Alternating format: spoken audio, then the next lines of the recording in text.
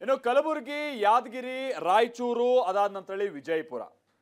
So Bima ನದಿ ಸೇರಿದ ಹಾಗೆ ಆ ಭಾಗದಲ್ಲಿ ಸುರಿತಾ ಇರುವಂತಹ ಬಹಳ ಮಳೆಯಿಂದಾಗಿ ದೊಡ್ಡ ಅನಾಹುತಗಳಿಗೆ ಈಡಾಗಿದೆ. ಈಗ ನಿದ್ದೆಯಿಂದ ಎದ್ದಂತೆ ವರ್ತಿಸ್ತಾ ಇರುವಂತಹ ಸರ್ಕಾರ ಕಳೆದ 2 ದಿನಗಳ ಹಿಂದೆ ತನ್ನ ಸಚಿವರನ್ನ ಕಳಿಸ್ಕೊಡ್ತು. ಇದೀಗ ಖುದ್ದು ಮುಖ್ಯಮಂತ್ರಿಗಳು ಕೂಡ ವೈಮಾನಿಕ ಸಮೀಕ್ಷೆಯನ್ನ ಇವತ್ತು ನಡೆಸಿದ್ದಾರೆ. ವಿಷಯ ಅಂತ ಅಂದ್ರೆ ಊರ್ ಮುಳುಗಿ ನಾವೆಲ್ಲ ಊರ್ ತೊರೆದಿದ್ದೀವಿ, ಇನ್ಯಾವತ್ತು ಊರೊಳಗೆ ಹೋಗ್ತೀವೋ ಗೊತ್ತಿಲ್ಲ. ಜಮೀನು ಬೆಳೆ ಎಲ್ಲ ಹಾನಿಯಾಗಿ ಹೋಗಿದೆ, ತಿನ್ನೋಕೆ ಏನು ಅನ್ನುವಂತ ಚಿಂತೆ ಕಾಡ್ತಾ ಇದೆ. ಇಂಥ ಟೈಮಲ್ಲಿ ಇವ್ರು ಬಂದು ವೈಮಾನಿಕ ಸಮೀಕ್ಷೆ ಮಾಡ್ಕೊಂಡು ಹೋದ್ರೆ ಇಲ್ಲಿ ಬಂದು ನೋಡೋದು ಯಾರು? ಅವರಿಗೆ ಸಮಸ್ಯೆಯ ಗಂಭೀರತೆ ಹೇಗೆ ಅರ್ಥ ಆಗ್ಬೇಕು ಅಂತ ಆಯಾ ಭಾಗಗಳ ಗ್ರಾಮಸ್ಥರು ಇವತ್ತು ಸಿಟ್ಟಿಗೆದ್ದಿದ್ರು. ಮತ್ತೊಂದ್ ಕಡೆ ಮುಖ್ಯಮಂತ್ರಿಗಳೇನೋ ವೈಮಾನಿಕ ಸಮೀಕ್ಷೆಯನ್ನ ಮಾಡಿದ್ದಾರೆ, ಆದ್ರೆ ಪರಿಹಾರ ಘೋಷಣೆ ಮಾಡಿ ಸುಮ್ಮನೆ ಬಂದು ಸಿನಿಮಾ ಶೂಟಿಂಗ್ ತರ ಬಂದ್ಕೊಂಡು ಲೊಕೇಶನ್ ನೋಡ್ಕೊಂಡು ಹೋಗೋದಲ್ಲ ಅಂತೇಳಿ ಬಿಜೆಪಿ ಕೂಡ ಟೀಕೆ ಮಾಡ್ತಾ ಇದೆ. ಹಾಗಾದ್ರೆ ಸರ್ಕಾರ ನಿಜಕ್ಕೂ ಕೂಡ ಆ ಭಾಗದ ಸಂಕಷ್ಟರಿಗೆ ಸ್ಪಂದಿಸುವಂತಹ ರೀತಿಯಾಗಿ ವರ್ತಿಸ್ತಾ ಇದೆಯಾ? ಸರ್ಕಾರದಿಂದ ಆ ಭಾಗದ ಗ್ರಾಮಸ್ಥರು ಏನ್ ನಿರೀಕ್ಷೆ ಮಾಡಬಹುದು ಅನಾಹುತಕ್ಕೀಡಾದಂತಹ ಮಂದಿ?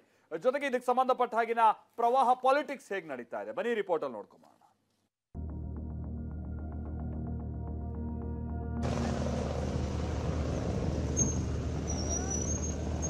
ರಸ್ತೆಯಲ್ಲಿ ಹೋದ್ರೆ ಜನ ನಿಮ್ಗೆ ಗೆರವಾಗ್ತಾರೆ ಅನ್ನೋ ಭೀತಿಯಿಂದ ಸಮೀಕ್ಷೆಗೆ ಹೋಗ್ತಾ ಇದ್ದೀರಾ. ಇದು ಪಿಕ್ಚರ್ ಶೂಟಿಂಗ್ ತರ ಅಂತ ಅನ್ಕೊಂಡ್ಬಿಟ್ಟಿದ್ದಾರೆ. ಪಿಕ್ಚರ್ ಶೂಟಿಂಗ್ ಅಲ್ಲ.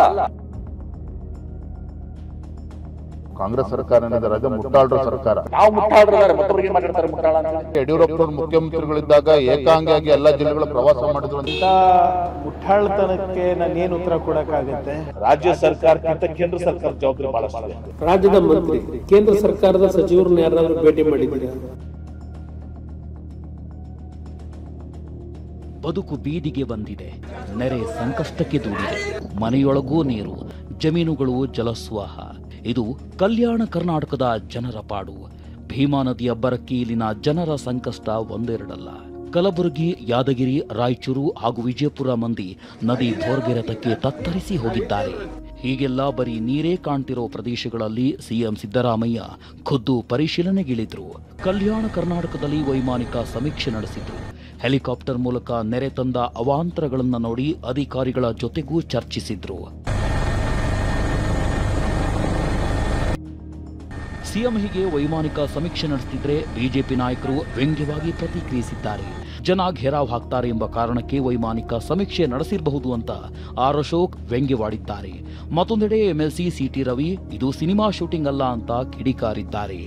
ನೀವು ರಸ್ತೆಯಲ್ಲಿ ಹೋದ್ರೆ ಜನ ನಿಮ್ಗೆ ಗೆರವಾಗ್ತಾರೆ ಅನ್ನೋ ಭೀತಿಯಿಂದ ವೈಮಾನಿಕ ಸಮೀಕ್ಷೆಗೆ ಹೋಗ್ತಾ ಇದ್ದೀರಾ. ಮಾನ್ಯ ಮುಖ್ಯಮಂತ್ರಿಗಳು ಈ ಫ್ಲಡ್ ಇಂಥ ಸಂದರ್ಭದಲ್ಲಿ ಇದು ಪಿಕ್ಚರ್ ಶೂಟಿಂಗ್ ತರ ಅಂತ ಅನ್ಕೊಂಡ್ಬಿಟ್ಟಿದ್ದಾರೆ. ಇದು ಪಿಕ್ಚರ್ ಶೂಟಿಂಗ್ ಅಲ್ಲ. ಡೈಲಾಗು ತಯಾರಿ ಮಾಡ್ಕೊಂಡು ಆಕ್ಷನ್ ಅಂತ ಅಂತಿದ್ದಂಗೆನೆ ಒಂದು ಆಕ್ಷನ್ ಮಾಡಿ ಕಟ್ ಅಂತಿದ್ದಂಗೆ ಪ್ಯಾಕ್ ಮಾಡ್ಕೊಂಡು ಬರೋದಲ್ಲ. ಇದಕ್ಕೆ ಸಂವೇದನೆ ಇರಬೇಕು. ಈ ನಡುವೆ ಕಾಂಗ್ರೆಸ್ ಬಿಜೆಪಿ ನಾಯಕರ ಮಧ್ಯೆ ಮುಟ್ಟಾಳರು ಯಾರು ಎಂಬ ಫೈಟ್ ನಡೀತಿದೆ.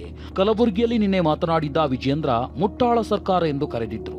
ಈ ಮಾತಿಗೆ ನಿಗಿ ಕೆಂಡವಾದ ಎಂಬಿ ಪಾಟೀಲ್ ನೀವೇ ಮುಟ್ಟಾಳರು ಎಂದಿದ್ದಾರೆ. ನಾನು ರಾಜ್ಯ ಸರ್ಕಾರದ ಇದನ್ನೇ ನಿರೀಕ್ಷೆ ಮಾಡಿದ್ದು. ಇದು ಮುಟ್ಟಾಳ್ರ ಸರ್ಕಾರ, ಇದು ಕಾಂಗ್ರೆಸ್ ಸರ್ಕಾರ ರಾಜ್ಯ ಮುಟ್ಟಾಳ್ರ ಸರ್ಕಾರ. ಮುಟ್ಟಾಳ ಯಾರು ನಿಮ್ಗೆ ಗೊತ್ತಾಯ್ತಲ್ಲ. ಅಪರ ಭದ್ರ ರೊಕ್ಕ ಕೊಡಲಾದವ್ರು ಮುಟ್ಟಾಳ್ರು. ನಮ್ಮ ಡೆವಲ್ಯೂಷನ್ ದಲ್ಲಿ 14ನೇ ಫೈನಾನ್ಸ್ 15ನೇ ನಮ್ಮ ರಾಜ್ಯಕ್ಕೆ ಬರ್ಬೇಕಾಗಿದ್ದು 60,000 ಕೋಟಿ ಕೊಡ್ಲಾರ್ದಂತವ್ರು ಮುಟ್ಟಾಳ್ರು. ಮುಖ ನೋಡ್ಕೊಂತ ಹೇಳ್ರಿಗೆ ನಾವು ಮುಟ್ಟಾಳ್ರಿದ್ದಾರೆ, ಮತ್ತೊಬ್ಬರಿಗೆ ಮಾತಾಡ್ತಾರೆ ಮುಟ್ಟಾಳ ಅಂತೇಳಿ. ಹಾಗೆ ವಿಜೇಂದ್ರ ಬಿಎಸ್ ಯಡಿಯೂರಪ್ಪರ ಕಾರ್ಯವೈಖರಿಯನ್ನ ಕೊಂಡಾಡಿದ್ರು. ಬಿಎಸ್ವೈ ಒಬ್ಬರೇ ಪ್ರವಾಸ ಮಾಡಿದ್ದಾಗಿ ಹೇಳಿದ್ರು. ಈ ಮಾತಿಗೆ ಪ್ರಿಯಾಂಕ್ ಖರ್ಗೆ ತಿರುಗೇಟು ಕೊಟ್ರು. ಯಾಕೆ ಯಡಿಯೂರಪ್ಪನವರು ಮುಖ್ಯಮಂತ್ರಿಗಳಿದ್ದಾಗ ಏಕಾಂಗಿಯಾಗಿ ಎಲ್ಲಾ ಜಿಲ್ಲೆಗಳ ಪ್ರವಾಸ ಮಾಡಿದ್ರು ಅಂತ ಹೇಳಿದೆ? ಯಾಕೆ ಯಡಿಯೂರಪ್ಪನವರು NDRF ನಾರ್ಮ್ಸ್ ಆ ಪರಿಹಾರ ಕಾಯ್ದೆನೆ ರಾಜ್ಯ ಸರ್ಕಾರ ಪರಿಹಾರ ಘೋಷಣೆ ಮಾಡ್ತು, ಯಡಿಯೂರಪ್ಪನವ್ರು ಮಾಡಿದ್ರು ಯಾಕೆ ನೆನಪು ಮಾಡ್ಕೊಳ್ತಾ ಇದ್ದೇನೆ? ಅದರಿಂದಾರು ಕೂಡ ಎಚ್ಚೆತ್ಕೊಂಡು ಸಿದ್ದರಾಮಯ್ಯನವರು ತತ್ಕ್ಷಣ ಸ್ಪಂದನೆ ಮಾಡಲಿ ಅನ್ನೋದು ಹೇಳ್ತಾ ಇದ್ದೇನೆ. ಇಂಥ ಮುಟ್ಟಾಳ್ತನಕ್ಕೆ ನಾನೇನು ಉತ್ತರ ಕೊಡಕ್ಕಾಗತ್ತೆ? ಇದೇ ತಮ್ಮ ಪೂಜ್ಯ ಅಪ್ಪಾಜಿ ಅವರು ಈ ಕಲಬುರಗಿ ವಿಮಾನ ನಿಲ್ದಾಣದಿಂದ ಹೊರಗೆ ಬಂದಿಲ್ಲ. ಹೋದ ಬಾರಿ ವಿಮಾನದಲ್ಲಿ ಸಮೀಕ್ಷೆ ಮಾಡಿಬಿಟ್ಟು ಅಧಿಕಾರಿಗಳ ಜೊತೆನೂ ಕೂಡ ಮೀಟಿಂಗ್ ಮಾಡಲಾರ್ದೆ ಹೋದವರು. ಇಷ್ಟು ಮಾತ್ರವಲ್ಲ, ಪರಿಹಾರದ ಪಾಲಿಟಿಕ್ಸ್ ಕೂಡ ಗರಿಗೆದರಿದೆ. ರಾಜ್ಯದ ಸಚಿವರು ಕೇಂದ್ರದ ಕಡೆಗೆ ಬೊಟ್ಟು ಮಾಡ್ತಿದ್ದಾರೆ. ಈ ನಡೆಗೆ ಕೇಂದ್ರ ಸಚಿವ ಕುಮಾರಸ್ವಾಮಿ ಕೌಂಟರ್ ಕೊಟ್ಟಿದ್ದಾರೆ. ರಾಜ್ಯ ಸರ್ಕಾರಕ್ಕಿಂತ ಕೇಂದ್ರ ಸರ್ಕಾರ ಜವಾಬ್ದಾರಿ ಬಹಳಷ್ಟಿದೆ. ಕೇಂದ್ರ ಸರ್ಕಾರ ಮೇಲೆ ಹಾಕ್ತೀನಿ ಅಂತ ಹೇಳಲ್ಲ. ನಾವು ನೋಡಿ NDRF ನಾರ್ಮ್ಸ್ ನಲ್ಲಿ ಏನು ಕ್ರಾಪ್ ಲಾಸ್ಗೆ ಏನು ಪರಿಹಾರ ಸಿಗ್ತದೆ? 2 ಹೆಕ್ಟರ್ಗೆ ಸುಮಾರು 1 ಹೆಕ್ಟರ್ಗೆ ಸುಮಾರು 8,500 ರೂಪಾಯಿ, 2 ಹೆಕ್ಟರ್ 17,000 ರೂಪಾಯಿ. ಇಲ್ಲಿವರೆಗೆ ಯಾರಾದರೂ ಒಬ್ಬ ರಾಜ್ಯದ ಮಂತ್ರಿ, ಕೇಂದ್ರ ಸರ್ಕಾರದ ಸಚಿವರನ್ನ ಯಾರಾದರೂ ಭೇಟಿ ಮಾಡಿದ್ದೀರಾ? ಇಷ್ಟೆಲ್ಲ ಸಮಸ್ಯೆ ಆಗಿದೆ ಅಂತೇಳಿ, ಇಷ್ಟೆಲ್ಲ ಅನಾಹುತಗಳಾದರೂ ಒಂದು ಕೇಂದ್ರ ಸರ್ಕಾರದಿಂದ ನಿಯೋಗ ಕಳಿಸಿ ಇವತ್ತು ಏನಾಗಿರತಕ್ಕಂಥ ಡ್ಯಾಮೇಜ್ಗಳನ್ನ ವರದಿ ತೆಗೆದುಕೊಳ್ಳಿಕ್ಕೆ ಅಂತಕ್ಕಂಥದ್ದು ಏನಾದ್ರು ಒಂದು ಮನವಿನಾದರೂ ಕೊಟ್ಟಿದ್ದೀರಾ ಕೇಂದ್ರ ಸರ್ಕಾರಕ್ಕೆ? ಈ ನಡುವೆ ಬಿಜೆಪಿ ರಾಜ್ಯಾಧ್ಯಕ್ಷ ಬಿವೈ ವಿಜಯೇಂದ್ರ ಛಲವಾದಿ ನಾರಾಯಣಸ್ವಾಮಿ ನೆರೆಪೀಡಿತ ಪ್ರದೇಶಗಳಿಗೆ ಭೇಟಿ ಕೊಟ್ಟಿದ್ದಾರೆ. ಶಹಾಪುರ ತಾಲೂಕಿನ ಸಾಧ್ಯಾಪುರದಲ್ಲಿ ಬೆಳೆ ಹಾನಿ ವೀಕ್ಷಿಸಿ ರೈತರಿಗೆ ಸಾಂತ್ವನ ಹೇಳಿದ್ದಾರೆ.